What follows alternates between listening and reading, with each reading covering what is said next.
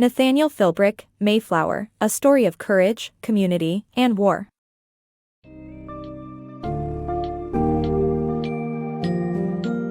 Prepare to embark on a gripping journey through the annals of early American history with Mayflower, A Story of Courage, Community, and War, by Nathaniel Philbrick.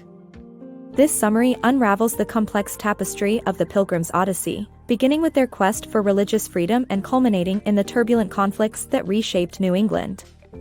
Discover how a small, determined group of separatists, armed with a radical faith, navigated treacherous waters and unforeseen hardships to establish a new colony. As you delve into their struggles and triumphs, the narrative sheds light on pivotal themes such as cultural clashes, survival, and the entanglement of alliances. This exploration reveals how fragile hopes for harmony gradually gave way to conflict, ultimately paving the road to King Philip's War, a devastating chapter in colonial and Native American history. Get ready to uncover the indelible mark left by the Mayflower's journey on the American landscape.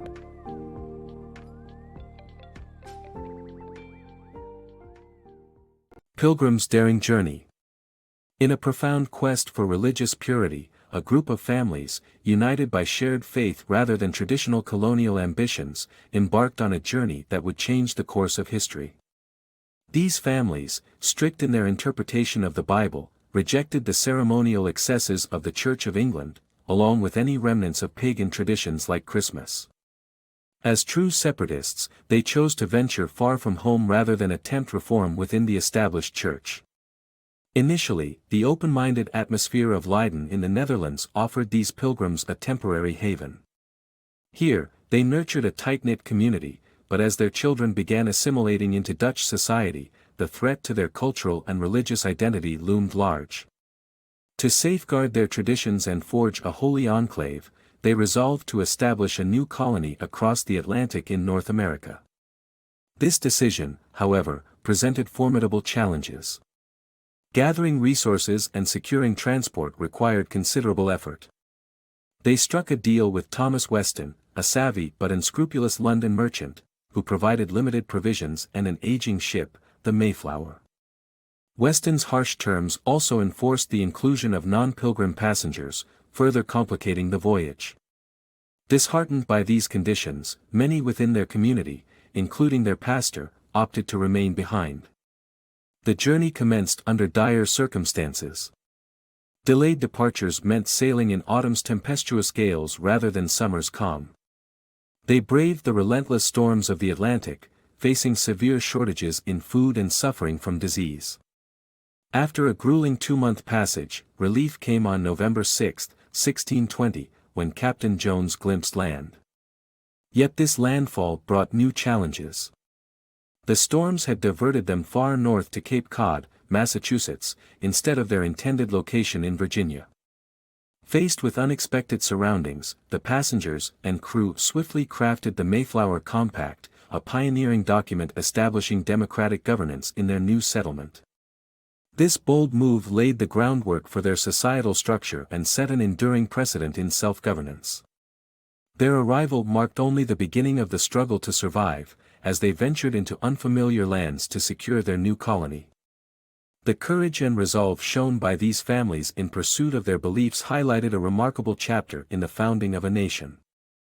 Fragile beginnings. Miles Standish led small groups along the frozen coastline, searching for a safe haven while enduring harsher conditions aboard the ship. With disease and starvation taking a tragic toll, the vast empty landscapes perplexed the pilgrims. Their journey, aimed at finding bustling villages, revealed only desolation, caused in part by seasonal migrations inland but mainly due to the devastating bubonic plague that decimated native populations between 1616 and 1619.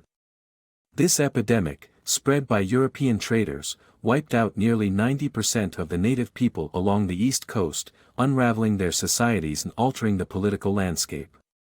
Amid this chaos, the Pilgrims' scouting parties stumbled upon hidden stores of flint corn in abandoned villages, knowing they were taking what wasn't theirs yet desperate to survive.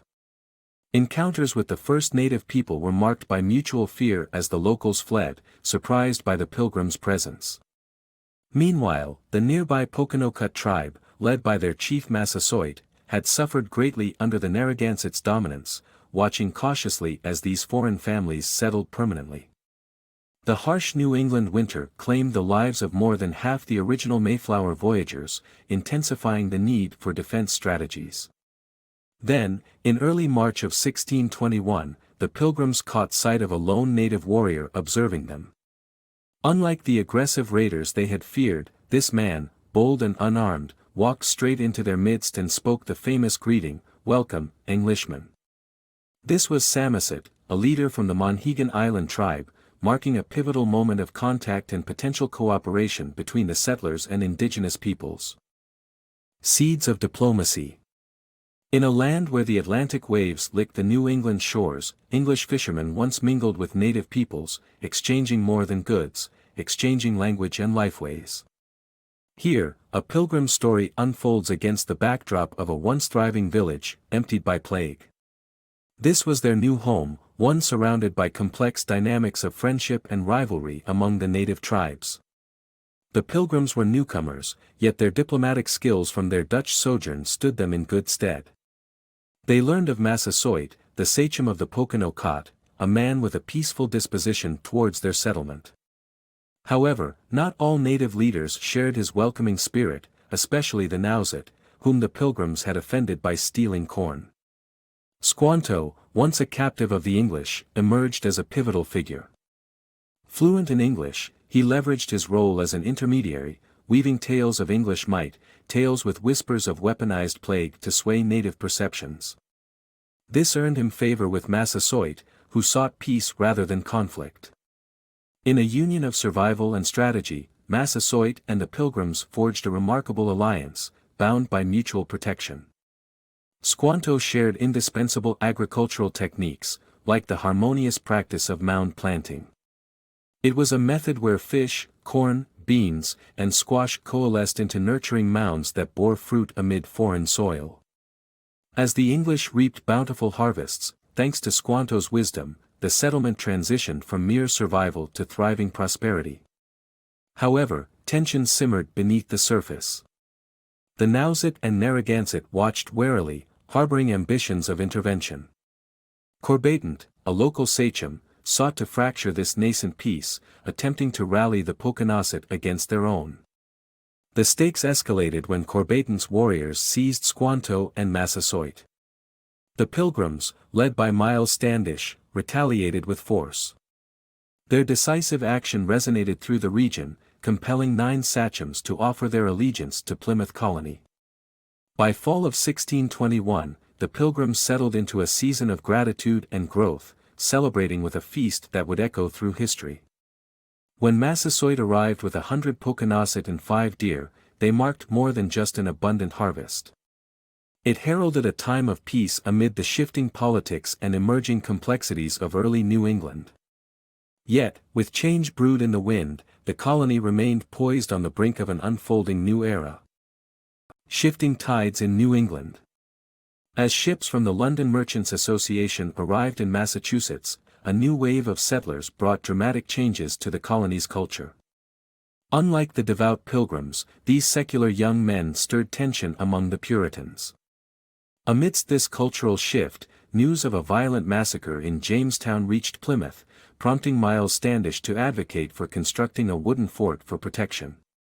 Simultaneously, Squanto, acting as an influencer, spread conflicting stories among the natives and English, almost igniting a war by falsely accusing the Pokanoket of betrayal.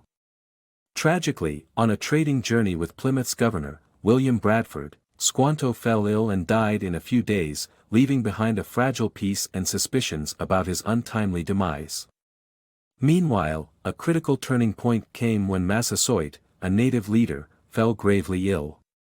Governor Bradford sent Edward Winslow to provide medical aid, who, through tender care, led Massasoit and his people through what was likely a typhus outbreak. This act solidified the bond between the English and the Pokanoket, yet further underscored the natives' growing reliance on the settlers.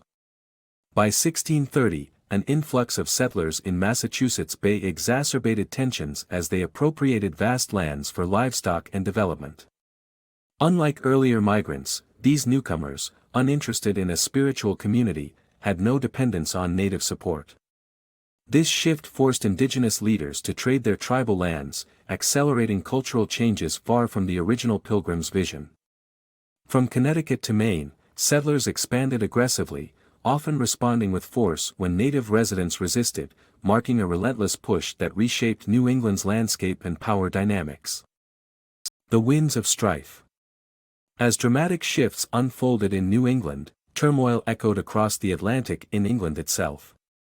The English Civil War saw a dramatic twist of fate for the Puritans who had once fled to escape religious persecution.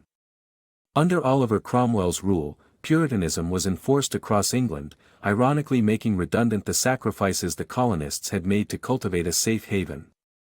Many, feeling their mission complete or futile, returned to England to join in the conflict, including significant figures from the Plymouth colony. The political landscape in the colony continued to evolve, as notable leader Miles Standish left the original Plymouth settlement to establish Duxbury, where he eventually passed away. Amidst these shifts, Massasoit, the influential sachem of the Wampanoag, prepared the next generation, his sons Alexander and Philip, to take over leadership. Despite Massasoit's counsel to maintain peaceful relations with the English colonists, Alexander's skepticism led him to increasingly challenge existing agreements by selling land to rival colonies, stirring tensions with Plymouth. This friction reached a boiling point when Alexander, accused of selling land illegally and fleeing justice, had a deadly encounter with Josiah Winslow, the son of the colony's former governor, Edward Winslow. Following this altercation, Alexander died under mysterious circumstances, sparking rumors of foul play that implicated Josiah Winslow. Philip, fueled by anger over his brother's death, became a rallying figure for resistance. He skillfully leveraged the narrative of Alexander's demise to unite various sachems and incite repercussions against the colonies. His efforts ignited widespread guerrilla warfare that shook New England to its core, albeit briefly, resulting in dire consequences for Philip and his people. In the aftermath, a gap in understanding widened between the descendants of the Mayflower settlers and their complex history with the Native Americans. The younger generation remained largely unaware of the pivotal aid and alliances that had been crucial for their community's early survival, overlooking the intertwined fates of their ancestors and indigenous neighbors. This historical oversight only deepened the fractures left by past conflicts, shaping a new chapter in New England's intricate narrative. Conflict and betrayal. Over the decades, Massachusetts Bay Colony flourished as a bustling trade hub with a strategic deep-water harbor, while its neighbor, Plymouth Colony, faced the harsh realities of shifting intertribal dynamics and politics. This tumultuous backdrop set the stage for the outbreak of King Philip's War in June 1675. As the first skirmishes erupted, the intricate historical ties between colonists and their native counterparts seemed forgotten. Devastating raids turned colonial villages into charred ruins, prompting a fierce and brutal military response from the colonists and their English allies. Native peoples who surrendered faced exile to internment camps and harsh treatment. In a desperate bid to regain strength, Philip fled to upstate New York, seeking support from the French and the formidable Mohawk tribe. However, his strategy turned to betrayal when he attempted to deceive the Mohawks, a move that backfired, leaving Philip disgraced and ultimately defeated. The war's toll was staggering, with over 5,000 lives lost, a disproportionate majority of whom were native. This conflict's brutality eclipsed even that of the American Civil War in terms of loss of life relative to population. The aftermath of this bloody chapter in history left colonists hardened and vengeful, determined to eradicate the native presence in New England. In 1676, just 56 years after the Mayflower's historic voyage, the Sea Flower embarked on a grim mission. Under orders from Josiah Winslow, this ship transported 180 enslaved Native Americans to Caribbean plantations, marking a tragic continuation of betrayal. The period saw numerous ships follow suit, as descendants of Mayflower passengers sold the kin of their erstwhile allies into bondage, casting a dark shadow on their shared history.